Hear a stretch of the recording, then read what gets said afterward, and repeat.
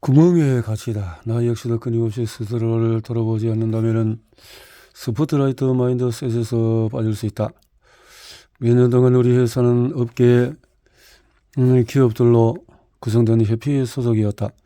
협회의 연례 회의를 주최했고 회의에 참석한 우리는 모범 사례를 공유할 기회가 있었다. 회의 주제 측은 회사 수익 기준으로서 토론 그룹을 짰다.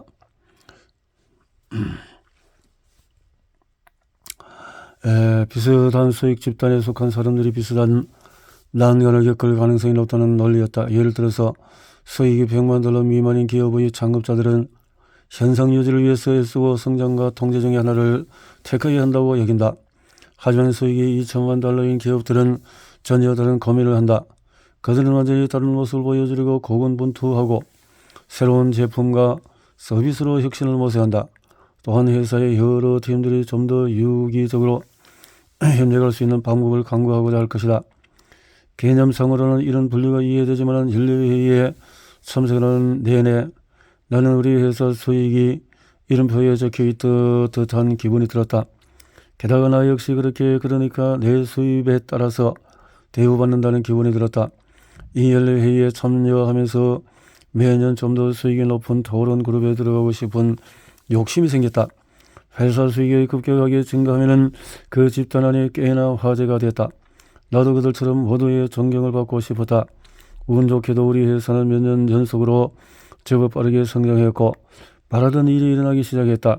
나는 매년 사람들의 존경을 얻었다. 적어도 나는 그렇게 느꼈다. 그 기분도 중독성이 있었고 나는 존경을 갈망하기 시작했다. 그런 갈망이 건전하지 않다는 사실을 알았다. 내가 고수익 기업들 사이에 끼고 싶었던 이유는 그들에게 배울 기회를 얻을 수 있기 때문이 아니었다. 그보다는 높은 자리에서 낮은 수익의 기업들을 몰래 깔보는 기회를 얻으려는 쪽이 더 가까웠다. 갑작스레 내 정체성에 회사 수익이 달이 쏘졌다. 하지만 이런 태도가 겉으로 드러나지 않았다. 내 문제는 내부에서 내 가슴과 마음의 자세에서 일어나고 있었다. 나는 스포트라이트 마인드셋에 갇혔다. 방식은 다르지만 지난주에도 나는 이렇게 하고 말았다. 하고 많은 사람 중에서 할머니와 이야기를 하다가 할머니가 감격하는 모습을 보고 싶었다. 나는 우리 회사가 어떻게 성장했으며 지금 수가 얼마나 되는지 자랑스럽게 떠들어댔다. 대체 왜 이야기를 해야겠느냐고 느꼈을까? 아마도 할머니가 내 인생이 흥미진진하다고 생각하고 나를 좀 더 높이 평가해 주기를 바랐던 것 같다. 아버지가 돌아가시기 전에 내가 직장에서 얻은 기회를 아버지와 함께 이야기했던 기억이 난다. 유명 브랜드가 관련 프로젝트에 참여했다고 하면은 아버지가 나를 더 자랑스러워할 것 같았기 때문이다. 누구나 좀 더 많은 관심과 인정을 받으려고 애쓰기 마련이다. 여러분 중에 질투심과 스트레스에 시달리고 남들과 비교하다 지쳐 한계에 다다른 사람도 있을 것이다. 대체 인생이 어디로 향하고 있는지 알 수가 없고 길을 잃은 듯한 기분이 들기도 한다. 아니면은 우리 대부분 그렇듯 기진맥진한 상태일 수도 있다. 정상으로 오르는 등산에 지쳤고 더는 남은 것이 없다. 애초에 등산을 시작한 동기가 무엇이었든 이제는 시큰둥하다. 솔직히 가끔은 내 자신이 누구인지 모르겠다. 우리가 스스로 만들어 나가려고 했던 삶은 이런 것이 아니다. 사실 스포트라이트 마인드셋은 훨씬 더 슬그머니 여러분을 잡아당길 때가 많다. 여러분과 가까운 사람이 성공했을 때나 여러분이 불만을 느끼기 시작했을 때 혹은 다음 승진 기회나 더 좋은 일자리라는 유혹으로 거짓을 속삭이기 시작했다. 처음엔 알아차리지 못할 수도 있지만 조금 지나면은 부정적인 영향을 경험하기 시작했다. 그 공간에 너무 오랫동안 머무르게 되면 스포트라이트 마인드셋이 여러분이 만들어 나갈 수 있는 영향력을 발휘하지 못하도록 방해한다. 스포트라이트 마인드셋은 초조함, 조바심, 불만이라는 깊은 감정을 너무나 쉽게 만들어낸다. 마치 구멍 속에 갇혀서 어떻게 해야 나갈 수 있을지 모르는 기분이다. 긴장 속에 살아가기. 이 모든 것을 마법처럼 고칠 수 있다면 정말 좋겠지만 그런 방법은 전혀 없다. 그런 묘책은 없다. 스포트라이트 마인드셋과 싸우기란 목록을 만들어서 하나씩 달성하며 다음으로 넘어가는 과정이 아니다. 매일 겪어나가는 투쟁이다. 스포트라이트 마인드셋을 그냥 방치하면 결국 인생을 망가뜨릴 것이다. 하지만은 이를 해결할 수 있는 문제 완전히 고칠 수 있는 대상으로 보지 않기로 하자. 그 본질이 무엇인지 알아채야 한다. 이는 관리해야 하는 긴장감이다. 야심과 만족, 명성과 은둔 중에서 양자택일이 아니다. 둘 사이의 줄다리기다. 몇 년 전에 내 친구 팀 아놀드가 이 같은 긴장 속에 살아가기 패러다임을 잘 설명하는 멋진 책 건강한 긴장감의 힘을 내놓았다. 긴장감의 기본 개념을 이해하는 데는 이 호흡만 한 선생님이 없다. 우리는 끊임없는 소음을 들이쉬고 내쉰다. 소음을 들이쉬기만 한다면 생존할 수가 없다. 긴장감도 마찬가지다. 양자택일이 아니라 줄다리기다. 가장 바람직한 상태를 달성하려면 인생을 밀고 당기기, 들이쉬기와 내쉬기를 원하는 긴장 속에 살아가야 한다. 우리 주변에는 온통 긴장감이 맴돈다. 이때 우리가 저지를 수 있는 가장 큰 실수는 그런 긴장감을 해소할 수 있다는 믿음이다. 아놀드는 한쪽으로 몸을 돌려서 문제를 바로 잡으려고 하는 순간에 다른 쪽을 잘못 관리했다는 사실을 깨닫게 될 것이라고 말했다. 승진을 하거나 승진을 바라는 것은 잘못이 아니다. 사실 건강한 것들은 성장한다. 건강하다면 자연스럽게 더 성공을 거둘 수 있을 것이다. 억지로 무리하거나 해내려고 할 필요가 없다. 상관이나 팀장이 되는 것도 나쁘지 않나. 야망을 버리라는 말이 아니다. 확실히 짚고 넘어가야 했겠다. 야망은 훌륭한 자질이다. 여러분의 인생을 엇나가게 하는 것은 그런 직책이나 직함에 따르는 권력을 바라는 건전하지 않은 욕망이다. 건전하지 않은 마음을 알아차리는 것이 중요하다. 100만 달러짜리 집을 소유하거나 그런 집을 살 수 있는 지력 자체는 아무런 문제가 되지 않는다. 그런 집들과 동네에는 중요한 일을 하는 훌륭한 사람이 많이 살고 있다. 문제는 그런 집에 대한 내 집착. 그런 집을 사면은 사람들이 나와 내 성공에 대해서 느끼는 바가 달라질 것이라는 느낌이었다. 알아주기를 바라는 마음 역시 잘못은 아니다. 인정받고 싶은 욕구가 바람직한 동기에서 비롯된다. 우리는 모두 우리 삶에 의미가 있기를 바란다. 위안이 될 만한 소식이 있다. 시크릿 소사이어티 방식은 삶과 일에서 갈망하는 영향력을 갖는 길이다. 그것을 포기할 필요는 없다. 하지만 이 책을 다 읽을 때쯤이면 아마도 여러분의 영향력을 지금과 다소 다르게 정의할 것이다. 지금보다 더 많이 인정받고 싶다면 그 문제도 뒤에서 다룬다. 이 책 전반에 걸쳐서 스포트라이트 마인드셋과 시크릿 소사이어티 방식을 있는 그대로 즉 관리해야 하는 긴장감 차원에서 접근하는 법을 배우게 될 것이다. 우리는 시크릿 소사이어티 방식대로 살아가고자 노력할 수는 있지만 때로는 그 스펙트럼 반대편에 선 자신의 모습을 보게 된다. 이렇게 새로운 방식으로 살아가려면 연습이 필요하다. 어느 날 갑자기 잠에서 깨면 저절로 되는 일이 아니다. 사실 이 일에는 결승성이 없다. 우리는 건강한 마음가짐으로 불건전한 마음가짐에 맞서 싸울 것이다. 시크릿 소사이어티 방식을 알아가다 보면 주변에서 이렇게 살아가고 있는 사람들을 알아보기 시작할 것이다. 직장에서도 보게 될 것이다. 어디에나 볼 수 있을 것이다. 이보다 더 중요한 일은 없다. 앤드류는 스포트라이트 마인드셋 때문에 목숨을 잃을 뻔했다. 괜히 호들갑이 아니다. 이 문제가 얼마나 중요한지 말하고 싶은 것이다. 이런 마음가짐의 방식에 따라서 불안과 공강 발작을 겪고 매일같이 즐거움이나 조금의 열정도 없이 일할 수 있는 것이다. 무척이나 단순한 일처럼 보이지만 마음가짐을 바로 잡음으로써 일어나는 파급 효과는 자기 자신은 물론 친구와 가족, 동료, 공동체에 이르기까지 우리 주위에 있는 모든 사람을 바꿀 것이다. 그렇다면 우리는 어떻게 해야 스포트라이트 마인드셋을 피하고 순리대로 살아갈 수 있을까? 탈출형 사다리. 앤드류의 여기는 꿈 열정으로 시작했다. 하지만 15년 동안 그는 그 꿈을 경험하지 못했다. 자기가 해냈다라고 느끼지 않았다. 아무리 열심히 노력해도 다음 히트곡을 써야 했고 새로운 팬을 얻어야 했다. 스타가 되기 위해서 아등바등해야 했다. 그러다 보니 점점 망가지고 있었다.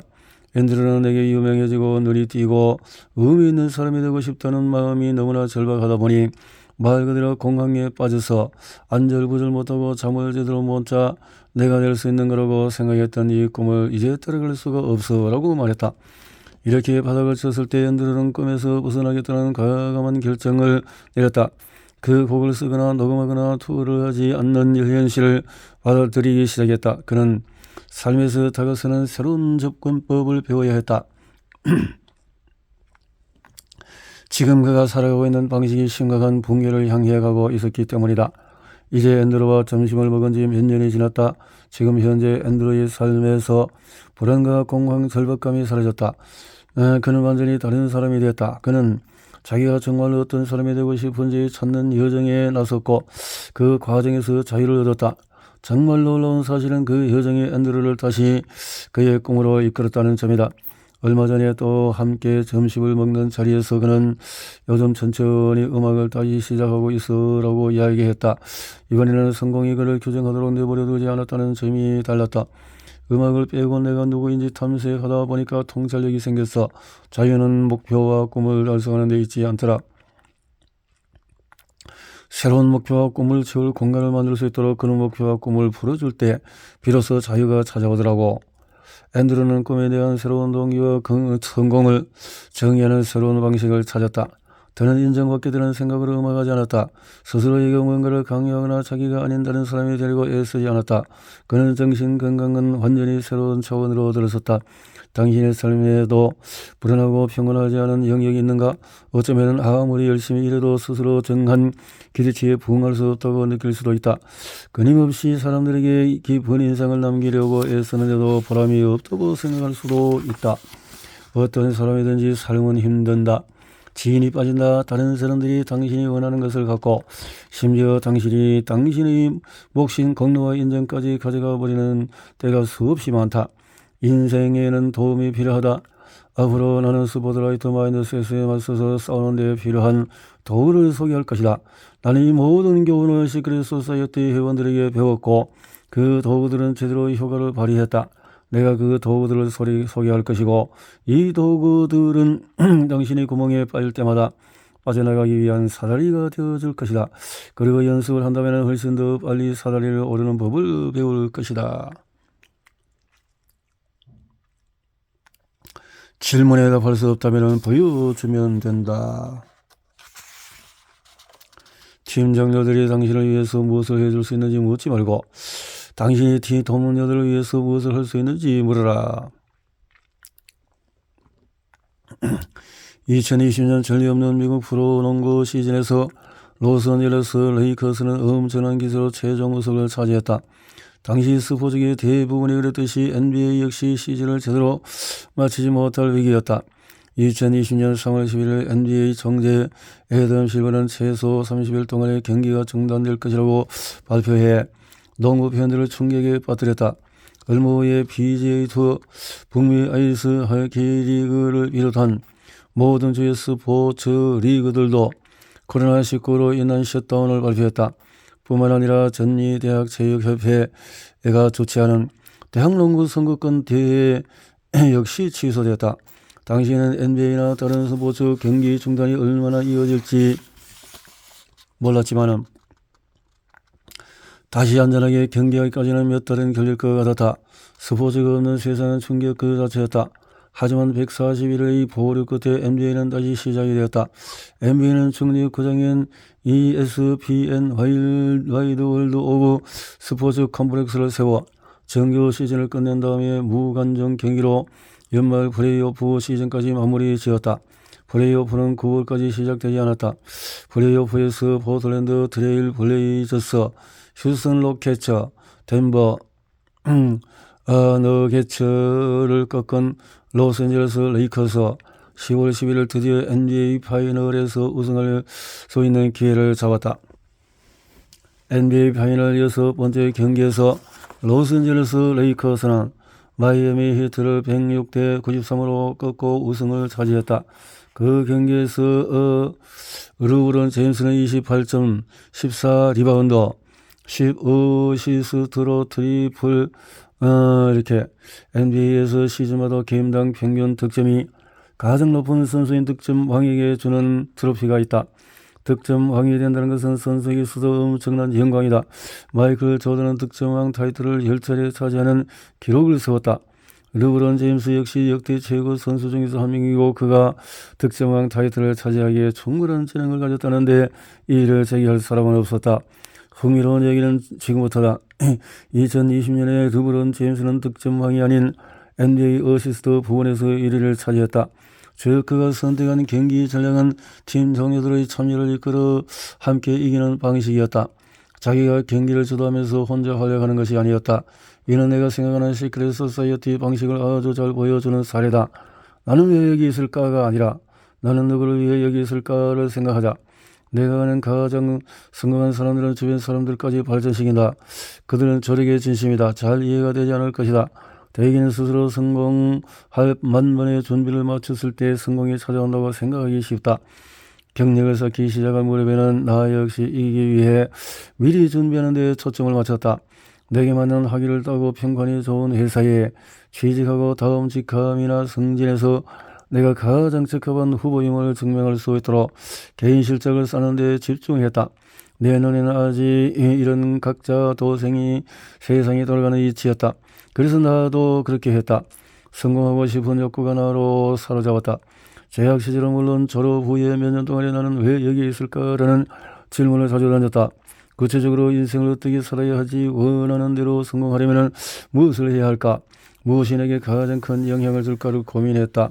나는 의미 있고 내게 잘 맞는 일을 찾고 있었다. 하지만 그러면서도 즐거운 마법 같은 해결책, 즉 내게 성공을 가져다줄 직책이나 업무가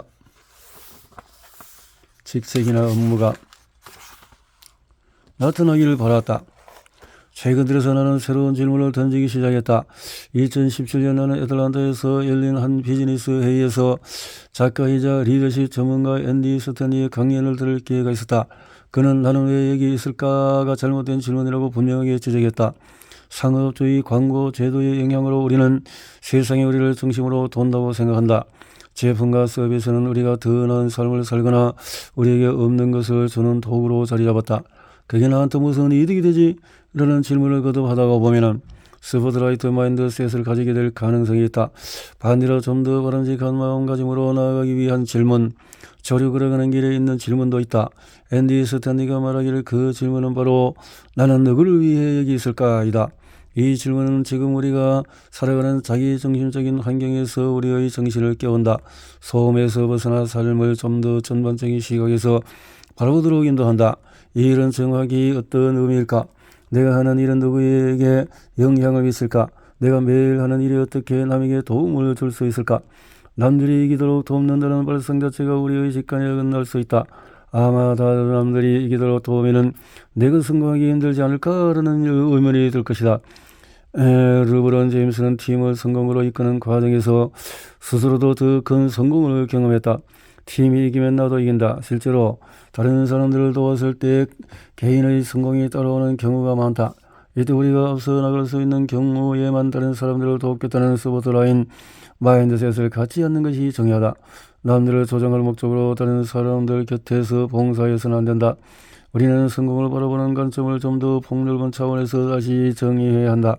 여러분이 속한 팀이나 회사 밖에 있는 사람들에게 봉사하는 것도 인류 전체 입장에서 보면 승리다. 최선의 노력을 다해서 다른 사람을 돕는다면 여러분이 질 일은 없다. 다른 사람들의 성공에 초점 맞출 때, 즉 개인의 성공보다도 팀의 성공이 중요하다고 여기는 시크릿 소사이어티 방식으로 성공을 정의하기 시작하면 여러분이 원하고 바라는 모든 성공을 달성할 수가 있다. 앤디 스탠리와 브런드 제임스는 비슷한 교훈을 준다. 맥락은 다르지만 두 사람 모두 같은 생각을 갖고 있다. 바로 주변 사람들을 발전시키는 것이 진정한 승리라는 생각이다. 팀 관점에서 바라보는 성공, 시크릿 소사이어티 방식대로 사는 사람들은 언제나 승리를 팀의 관점에서 바라본다. 여러분이 팀에서 어떤 위치에 있는지, 어떤 역할을 맡고 있는지에 따라서 팀 관점에서 바라보는 성공은 다양한 방식으로 나타난다. 그 예를 몇 가지 살펴보도록 하자. 내 지인 밥 고프는 대단히 성공한 변호사로 25년 넘게 일했다. 고프는 샌디에이고에 살지만 변호사 업무를 그만두기 전까지 시애틀에 있는 법률사무소로 통근했다. 그가 일하던 법무법인은 하자 사건 전문이었다. 고층 건물 유리창이 떨어지거나 건물이 기울어지면 책임 소재를 밝히는 것이 그의 업무였다. 이는 수백만 달러가 걸린 대규모 소송이었고 고프는 단 한 번도 패소하지 않았다. 고프는 그저 성공한 변호사라는 말로는 부족할 정도로 승승장구했다. 하지만 내가 그를 성공한 인물이라고 생각하는 근거는 승률이나 합의금 액수가 아니다. 그의 성공은 그가 얼마나 많은 사람들을 도울 수 있는가에서 비롯되었다. 그런 고프가 어느 날 인도에 여행을 갔다가 딸딸인 어린 소녀들이 성매매하는 모습을 목격했다. 그는 마치 자기 딸이 그런 상황에 처한 것처럼 힘들어했다. 그는 결심한 듯이 말했다. 저는 그냥 잠자코 지켜보지 않겠어. 이 상황을 바꾸고 싶어. 직접 참여하고 적극적으로 관여하고 싶어. 고프는 이제 영향력 있는 작가이자 연사로 이름을 알리고 있다. 그는 내가 무척 좋아하는 책 사랑으로 변한다를 비롯해서 여러 베스트셀러를 썼다. 그가 시작한 비영리단체의 이름도 제 책 제목과 같은 러브 더즈다. 2002년에 출발한 이 단체는 인도 소녀들이 성노예에서 해방되도록 돕고 그들이 트라우마에서 벗어나 안전하게 살아갈 장소도 제공한다. 지금은 어떻게 조달할까? 고프는 변호사 수입의 많을수록 이 단체에 돈을 더 많이 투자할 수 있다고 생각했다. 맞는 말이었다. 10년이 넘도록 고프는 변호사로 소송에서 승승장구하는 한편 눈에 보이지 않는 곳에서 조용히 다른 일을 했다. 그는 자기가 중요하다고 생각하는 대의를 지원했다. 자기 고객뿐만 아니라 전 세계 어린이들을 위해서 승소했다. 시간이 흐르면서 러브더즈는 확장해 나갔다. 하나였던 안전가옥이 둘이 됐다. 아이들에게 가장 중요한 문제 중에서 하나가 교육임을 깨달은 러브더즈는 우간다의 아이들을 위한 학교를 지었다. 이후에 계속 학교를 지었다. 전 세계에서 가장 위험한 지역에도 이런 학교와 안전가옥들이 있다. 이런 곳을 방문하려면 고프를 비롯한 러브더즈 팀은 방탄조끼를 입고 무장한 경비원들의 보호를 받아야 했다. 그럼에도 아이들의 삶을 개선하는 투자를 계속 이어가고 있다. 러브더즈 활동에서 보람을 느낀 고프는 변호사 업무를 기금 마련 수단으로 보기 시작했다. 상상이 되는가? 그는 미국 태평양 연안의 북부 서부에서 가장 잘나가는 법무법인을 운영하면서도 그 일에 집착하지 않았다. 대규모 사건에서 승소해서 번 돈을 세계 곳곳에 학교를 짓고 아이들이 성매매 학대에서 벗어날 수 있도록 돕는 일에 썼다. 고프는 법무법인의 성공에 도취할 수도 있었다. 그가 지구 반대편의 학교와 안전가옥을 짓는데 여가 시간을 쓰고 있다는 사실을 사람들이 알았더라면 그의 행동을 비웃었을 것이다. 직원을 더 많이 고용하고 사건이 더 많이 맡아야 한다. 캘리포니아와 태평양 북서부를 넘어서 확장해야 한다. 더 많은 돈을 끌어모아야 한다. 등의 조언을 했을 것이다. 하지만 고프는 다른 사람들의 성공을 조금 다르게 보았다. 그는 주위나 다른 사람들이 자기를 어떻게 보는지에 크게 개의치 않았다. 매일 아침 잠에서 깰 때마다 그는 기회를 갖지 못한 사람들의 삶에 자기가 어떤 영향을 미칠 수 있을지 생각했다. 그는 아이들의 인생을 새로 시작할 수 있도록 돕고 싶었다. 그는 내게 성공이란 정말 유통기한이 길어요. 내게 남은 세월 동안에 나는 앞으로 지속될 일을 하고 싶을 뿐입니다. 라고 말했다. 어느 날 아침에 워싱턴 뮤추얼 타워 24층에 내려서 자기 사무실로 들어갔던 고프에게 안내 직원이 안녕하세요. 어떤 분을 만나러 오셨나요? 라고 물었다. 해외에서 너무나 많은 시간을 보낸 따스의 고프의 이름이 그 직원 책상 뒤편 벽에 붙어 있는데도 직원이 고프를 알아보지 못한 것이었다. 그가 사무실에 출근하지 않은 지 1년이 넘은 상태였다. 그는 이제 변호사 일을 그만두고 러브더즈에 더 많은 시간을 할애해야 할 시기라고 느꼈다. 그래서 그는 변호사를 그만뒀다. 이제 고프는 꽤 유명해졌고 일하면서 상당한 수입을 벌어들였지만은 그는 이런 것을 성공이라고 정의하지 않는다. 그의 성공은 다른 사람들이 잘되고 돕고 그들에게 봉사하기로 선택한 바로 그 길에서 시작이 된다. 그 길에서 시작이 된다.